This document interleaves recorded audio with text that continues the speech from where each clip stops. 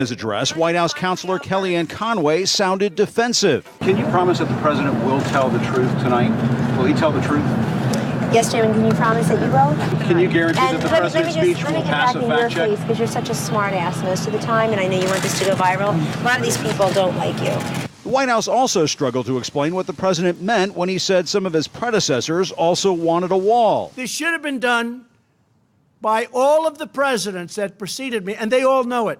Some of them have told me that we should have done it. But that's not true. All of the living ex-presidents have denied that claim or released statements showing their opposition to a wall. Pence tried to clean that one up, too. I know the president has said that that was his impression from previous administrations, previous presidents. Who's going to pay for the wall?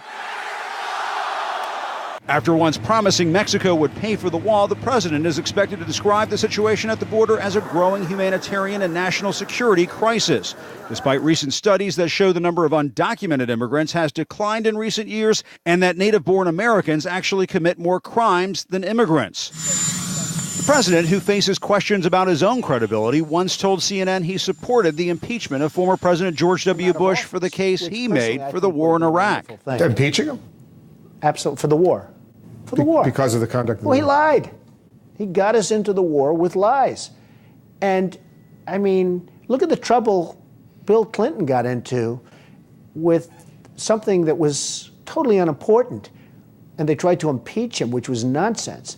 And yet Bush got us into this horrible war with lies, by lying, by saying they had weapons of mass destruction, by saying all sorts of things that turned out not to be true. And the White House is continuing to make its case for the wall. Just before the president's speech tonight, Vice President Pence is up on Capitol Hill meeting with GOP lawmakers, very aware of the fact that there are some Republicans who are ready to bail on this president and reopen the government, whether he gets his wall or not. Wolf, that is part of the reason why the president is planning to go up to Capitol Hill and meet with Senate Republicans tomorrow. He doesn't want any defections at a critical time when he's trying to get that wall on the border, a case he'll make tonight in that speech from the Oval Office. Wolf. Very sensitive moment indeed. Jim Acosta at the White House, thank you. Joining us now, Democratic Congressman Eric Swalwell of California. He's a member of both the Intelligence and the Judiciary Committees. Congressman, thanks for joining us. Let me get your thoughts on the government shutdown in just a moment. But first, let me begin with all the breaking news, the latest truly stunning developments in the Paul Manafort case. You heard all of our reporting. Do you believe the new information just revealed by Manafort's attorneys, apparently unintentionally, is evidence of collusion between the Trump campaign and Russia? Yes, the Trump campaign met with and worked with Russian spies while Russia was interfering in our democracy. And those two individuals are the military officer that Paul Manafort was sharing polling data with, and Natalia Veselnitskaya, who set up the Trump Tower meeting and who was going all over the world, as we put in our minority report, bumping into members of Congress in odd places, working secretly on behalf of the Russian government, as the indictment says. That's what spies do, Wolf. And the Trump team never turned them away. They kept welcoming them. And this is why I think it's so important that Bob Mueller and special counsel team be able to sit down with President Trump. If he did not welcome this and he did not know about this, an innocent person would sit down and say, I had nothing to do with this. Only a guilty person would refuse to cooperate with this much evidence out there. But how would Manafort's sharing sensitive internal Trump campaign polling information with Konstantin Kilimnik, this Russian, flying to Madrid during the campaign while he was the campaign chairman, explain how you believe that would benefit the Trump campaign? Well, we know that the Russians were weaponizing social media. They were putting out targeted ads. They were putting posts on Facebook and YouTube, and if they were doing that in a targeted way with the information that the Trump campaign had about, what areas you should do that, what types of voters you should do that, that would be collusion. Again, the Mueller team better knows that than the House Intelligence Committee, because every time we asked, every time we sought to learn if that's what was going on, we were blocked by the Republicans. Those days are over. We actually will now be able to learn much more and tell the American people just what they were up to. Why would Paul Manafort lie about something like this while he was supposedly already cooperating with the special counsel?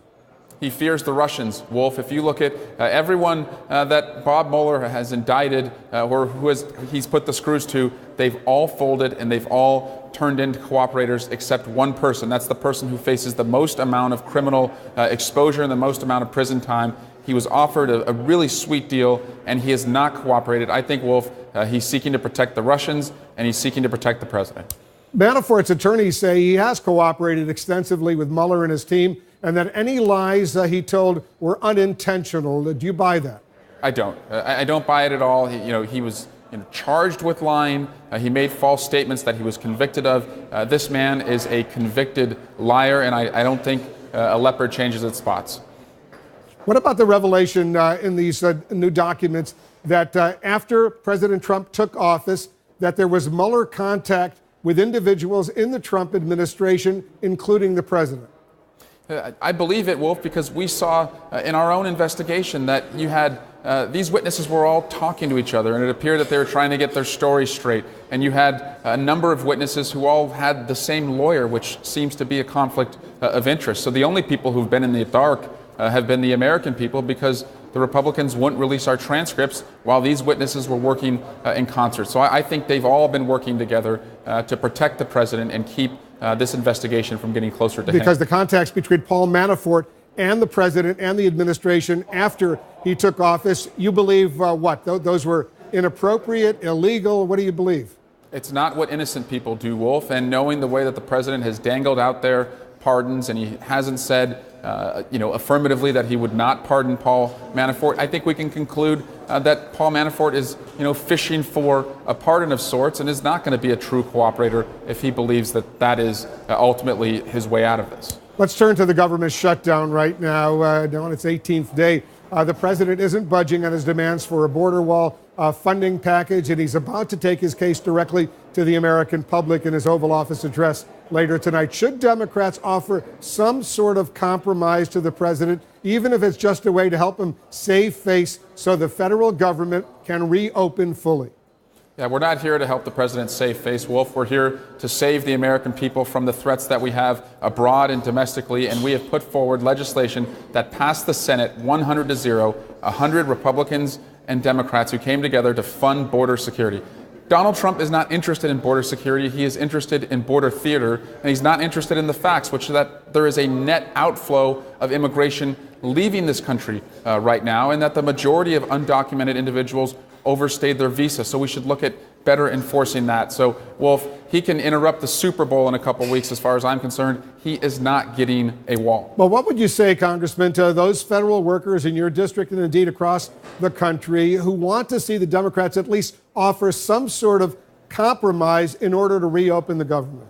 We've offered the compromise that Mitch McConnell already passed in the Senate, Wolf, and I think the fact that these workers are not getting paid is as immoral as putting a wall on our southern border with an ally. It contradicts that lady with a torch in New York Harbor and the sick, tired, huddled masses that she is welcoming. Give us your tired, your poor, your huddled masses. That's the message of America, and we have to draw a line somewhere, Wolf, because what will the president want next if he's able to shut down the government for something that is so un-American?